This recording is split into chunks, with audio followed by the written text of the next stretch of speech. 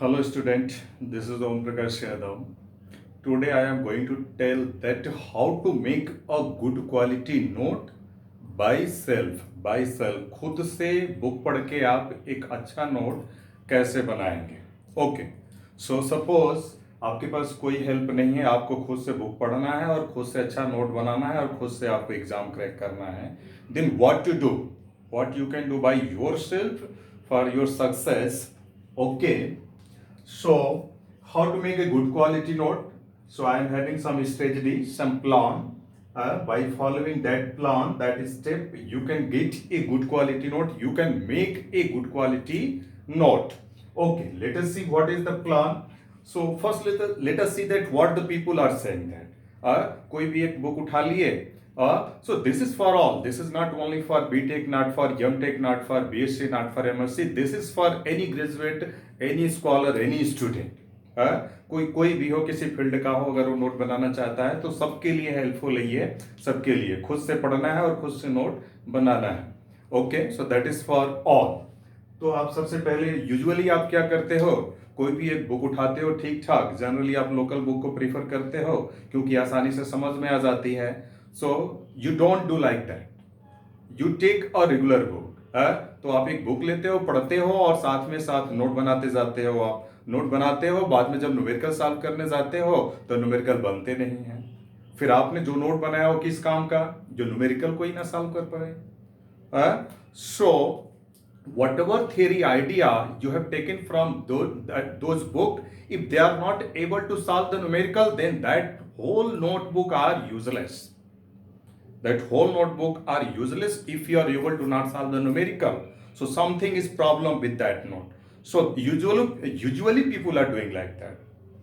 तो ऐसे नहीं करना है जैसे सब लोग कर रहे हैं. कैसे करना है, what is the plan, what I am doing to make the note, let us see.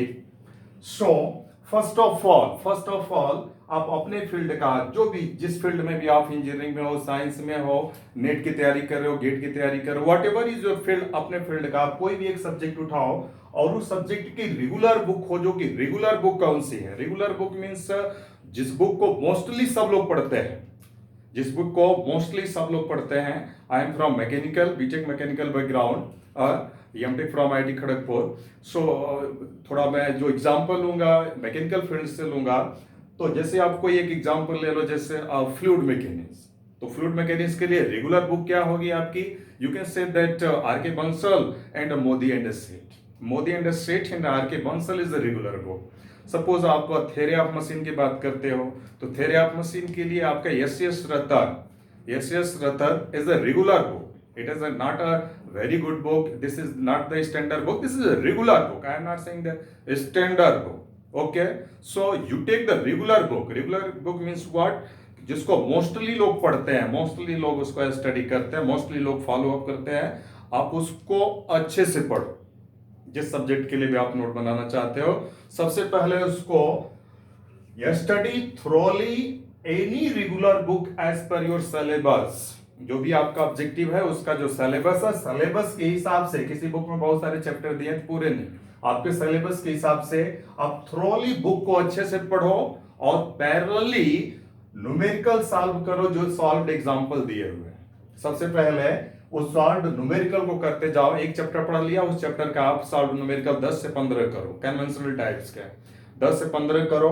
तो इस तरह से आप सारे चैप्टर के लिए करो. You do for all.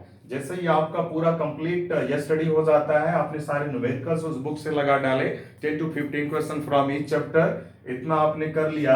Then what you have to do now, you see that what is your objective. You are studying for what. आप ये स्टडी कर रहे हो, किसके लिए स्टडी कर रहे हो, कौन सा एग्जाम आपको देना है. आपको अपना यूनिवर्सिटी एग्जाम क्रैक करना है, आपको आईएएस देना है, आपको गेट देना है, या आपको पीएसयू देना है. अब आप अपना ऑब्जेक्टिव देखिए कि you have study, you are preparing your note for what purpose. It is for IES, it is for GATE, or this is for IAS, or this is for NET, whatever, for what field you are preparing. जिस field में जिस exam के लिए आप prepare करते हो, फिर अपना ऑब्जेक्टिव देखो कि आपका ऑब्जेक्टिव गेट है, आईएएस है, या फिर आईएएस है, या नेट है, या कोई भी एग्जाम, जो भी आपका एग्जाम हो. ओके, अब क्या करिए, उसकी कम से कम 15 साल एग्जाम में आए हुए क्वेश्चन उठाइए. 15 साल ये स्टडी करने के बाद, उस बुक के न्यूमेरिकल सॉल्व करने के बाद, अब जो भी आपका ऑब्जेक्टिव हो उसका गेट है तो गेट का 15 साल का सॉल्व पेपर आप उठाओ and you solve by your own. आप खुद से सॉल्व करो without looking the solution. You don't see the solution, first you solve it, first you solve it. जब आप इसको सॉल्व करोगे तो out of this total question which has come in the exam, you will be able to solve only 60 to 80%। उस regular book को पढ़ने के बाद, उसके प्रॉब्लम सॉल्व करने के बाद भी जब आप इस एग्जाम्स के क्वेश्चन को सॉल्व करने जाएंगे तो आपसे 60 to 80% न्यूमेरिकल बना पाएंगे, आप 100% न्यूमेरिकल नहीं बना पाएंगे। सो 60% कौन बनाएगा, कौन 80% बनाएगा, ये डिपेंड करता है कि कौन कितना मेच्योर्ड है, किसका क्या आईक्यू लेवल है और कौन उस जो बुक में लिखा गया सेंटेंस कितना सही मतलब निकाला हुआ है उस चीज का। एक सेंटेंस लिखा हुआ है तो उसका बहुत सारे मतलब निकलते हैं, तो आपने वो सही वाला मतलब निकाला कि नहीं निकाला उस सेंटेंस का, तो कौन कितना अच्छे से उसका मतलब निकाला, डिपेंडिंग अपॉन दैट 60% बहुत अच्छा मतलब निकाला, बहुत अच्छे डायरेक्शन में उस बात को समझा, तो 80% तक उस कॉम्पिटिटिव एग्जाम्स का न्यूमेरिकल या प्रॉब्लम्स को सॉल्व कर पाएंगे। अच्छा, तो कोई 60, कोई 70, कोई 80% प्रॉब्लम सॉल्व कर पाएगा। अभी भी यहाँ पे गैप है, अभी 40 to 20% का गैप है। 40 to 20% न्यूमेरिकल या प्रॉब्लम्स आप उस कॉम्पिटिटिव एग्जाम में आए हुए नहीं सॉल्व कर पा रहे हो, सो दैट इज द गैप। आपने स्टडी किया है रेगुलर बुक को, बहुत सारा न्यूमेरिकल प्रॉब्लम सॉल्व किया, स्टिल जब आप उस कॉम्पिटिटिव एग्जाम्स का प्रॉब्लम सॉल्व करने गए तो आपसे 60 to 80% बना, 40 to 20% आपसे नहीं बना। don't there is no problem, you don't worry about that कि आपसे नहीं बना, नहीं बनेगा, सबकी यही कहानी है। ओके, नहीं बनेगा, इससे ज्यादा नहीं बन पाएगा। अब क्या करना है, अब जो रिमेनिंग रह गया वो कैसे बनेगा, अब जो रिमेनिंग रह गया वो कैसे बनेगा, अब आपको उसको देखना है। अब आपको ये देखना है कि जो न्यूमेरिकल नहीं बने क्यों नहीं बने, क्या कॉन्सेप्ट चाहिए, वो कैसे बनेंगे, क्या कॉन्सेप्ट की जरूरत है उनको बनाने के लिए। अब आप क्या करो, अब कुछ स्टैंडर्ड बुक, हमने रेगुलर बुक की बात की थी, अब मैं बोल रहा हूं स्टैंडर्ड बुक। अब आप उस सब्जेक्ट का 2-3 स्टैंडर्ड बुक उठाओ, उसको पढ़ो और उस पॉइंट ऑफ व्यू से पढ़ो कि वो जो गैप है वो केवल फिल हो जाए, क्योंकि रेगुलर चीजें आप यहां से पढ़ चुके हो, तो वो जो आपका गैप रह गया, जो थोड़े बहुत न्यूमेरिकल नहीं बन रहे थे, उनको कैसे बनाना है उस पॉइंट ऑफ व्यू से इस बुक को पढ़ो अच्छे से, जरूरत के हिसाब से। ये नहीं कि लाइन बाय लाइन, क्योंकि आपने लाइन बाय लाइन इसको पढ़ लिया है, 70% 80% आपने बिल्डअप कर लिया है, जो 20 to 30% रह गया बस उस गैप को फिल करना है। तो आप कोई स्टैंडर्ड बुक उठाओ, स्टैंडर्ड बुक उठा लो, फिर उससे फिर से आप ये स्टडी करो और कीपिंग इन माइंड दैट कि वो जो रिमेनिंग जो उसमें है क्या कॉन्सेप्ट है, क्यों नहीं सॉल्व हो रहा, वो प्रॉब्लम सॉल्व हो जाए। फिर से करने के बाद एक स्टैंडर्ड बुक से इसको दिमाग में रखते हुए पढ़ने के बाद again you go and solve the again same question, same फिर से 15 साल वाले क्वेश्चन को आप सॉल्व करो। फिर से जाके आप 15 साल का क्वेश्चन उस कॉम्पिटिटिव एग्जाम का सॉल्व करो। Now you will find that most of the question you can solve. Maybe you will be able to solve 95% question. Maybe you will be able to solve more than 95% question now. Okay, अब जो 5% आपसे नहीं solve हो रहा उसके लिए अब आप सॉल्यूशन देख सकते हो उसका। अगर थोड़ा बहुत आपसे रह गया, 2-3%, 4% क्वेश्चन अगर नहीं सॉल्व हो रहा है, अब उसका आप सॉल्यूशन देख लो। जब आप सॉल्यूशन देखोगे तो आपको लगेगा कि ये चीज तो मैं ऑलरेडी पहले से पढ़ लिया, या तो आप उस रेगुलर बुक में पढ़ चुके होंगे या तो इस स्टैंडर्ड बुक में पढ़ चुके होंगे, बस आपका दिमाग क्लिक नहीं किया कि वही वाला कॉन्सेप्ट इस प्रॉब्लम में लगेगा। तो आप पढ़ तो चुके थे लेकिन आपका दिमाग क्लिक नहीं किया कि कॉन्सेप्ट वही लगेगा, तो आप सॉल्यूशन देख लेंगे तो अब आपको समझ में आ जाएगा। तो इस तरह से आपके पास पूरे उस 15 साल का अगर साल पेपर आप सॉल्व कर लेते हो, इसका मतलब अगर आप वो न्यूमेरिकल सॉल्व कर लेते हो तो अगला साल में जो न्यूमेरिकल या प्रॉब्लम्स आएगा आप उसको सॉल्व कर पाओगे। अच्छा, तो इस तरह से अब आपको आइडिया लग गया टोटल कॉन्सेप्ट का, टोटल आइडिया का, टोटल लॉजिक का, कि इस कॉम्पिटिटिव एग्जाम्स के लिए उस सब्जेक्ट का कितने कॉन्सेप्ट है, कितने आइडिया, क्या लॉजिक है, क्या इंपॉर्टेंट है, क्या इंपॉर्टेंट नहीं, किस एरिया से ज्यादा क्वेश्चन आ रहा है, किस एरिया से कम क्वेश्चन आ रहा है। अब आपके पास ये सारी एनालिसिस है, कहां से ज्यादा आया, कहां से कम आया, कहां से न्यूमेरिकल आप सॉल्व कर पा रहे हो, कहां से नहीं सॉल्व कर पा रहे हो। Okay, now you are having this all the analysis. Now keeping in mind your objective, what is your objective, GATE or IAS या यूनिवर्सिटी एग्जाम या आईएएस या नेट, जो भी आपका ऑब्जेक्टिव है उस ऑब्जेक्टिव को दिमाग में रखते हुए आपको नोट बनाना है। जब आप नोट बनाने बैठेंगे तो इस आप रेगुलर बुक को रखेंगे और ये स्टैंडर्ड बुक को भी रखेंगे। Regular book को most of the thing you take from the regular book. What you are not getting in the regular book, you will take from this standard book. अब आपको नोट बनाना है, regular और standard book दोनों को रख लीजिए साथ में आपका, प्लस अपना अच्छे अच्छे न्यूमेरिकल्स की वैरायटी रख लीजिए। नाउ अब आपको अपना नोट बनाना है, आपको पता है कहाँ ज्यादा था कम आता है, कैसे बनाना, क्या इंपॉर्टेंस है। सो एज पर सिलेबस अब आप नोट बनाना स्टार्ट करोगे।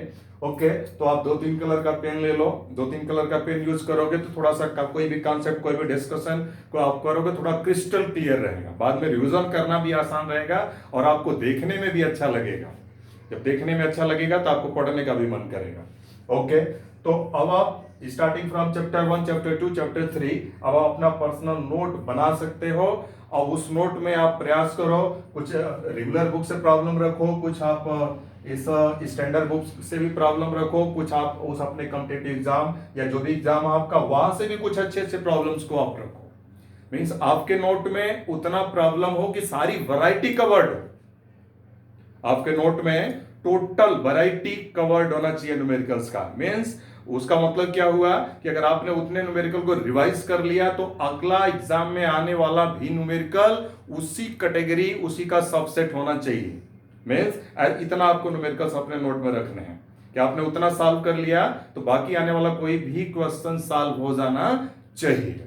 ओके तो इस तरह से आप अपना नोट बना लेंगे। अब आप क्या करेंगे, आप बाद में फ्यूचर में केवल आप अपना नोट पढ़िए अच्छे से, गो वंस थ्रो। अब उसके बाद आप एग्जाम के लिए जा सकते हो या जो भी करना चाहो आप कर सकते हो। बस आपको 3 से 4 घंटा फिर आपको अपने नोट को रिवाइज करने में लगेगा। 3 से 4 घंटा में आप रेडी हो सकते हो for an examination for one subject. Okay so that is the beauty that you are making yourself note. इतना आपका पावरफुल होता है अपना हाथ से बनाया हुआ नोट। आप कोई परचेज करते हो, इधर से लेते हो उधर से लेते हो, वो आपकी उतनी हेल्प नहीं करेगा। किसी से आपने लिया कॉपी कर लिया वो भी हेल्प नहीं करेगा। आपका खुद से इतना मेहनत करके जो बनाओगे आप, आपके दिमाग में भी रहेगा, स्टेबल भी रहेगा, भूलेगा भी नहीं। इस तरह से आप सारे सब्जेक्ट के नोट बना सकते हो। अच्छा इतना करने के बाद जो आपका नोट बना, उस नोट से आप उस सब्जेक्ट के मास्टर नहीं बनोगे। आप उस एग्जाम को क्रैक कर सकते हो, मास्टर नहीं बनोगे। अगर आपको उस सब्जेक्ट का मास्टर बनना है दैट कुछ भी कहीं से किसी भी एग्जाम से आए।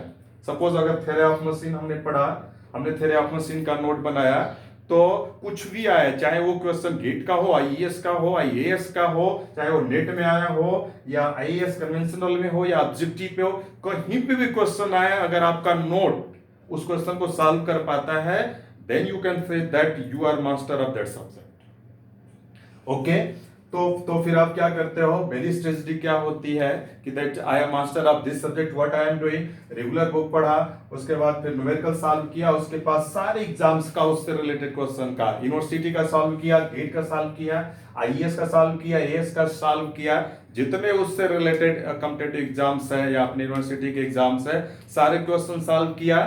If my note is able to solve those all the numerical, then that is a good note. You can say that master of that subject. So in that way, I am making the note, and also I am suggesting to you that you make in the note in that way. Okay? So that will be very beneficial. कोई भी जो success हुआ है, अच्छा rank लाया हुआ है, अच्छा नॉलेज रखता है अपने सब्जेक्ट का, उसका अपना पर्सनल नोट होता है। बिना पर्सनल नोट के एग्जाम को क्रैक करना पॉसिबल नहीं है। अपना नोट तो बनाना ही पड़ेगा। Okay, that will be that is very important. You can see my note that how after doing a lot of practice I make this note. Just I am using colorful this pen and making this thing. So also you can make in that way. For theory of machine I am having the 3 register. Okay, thank you very much.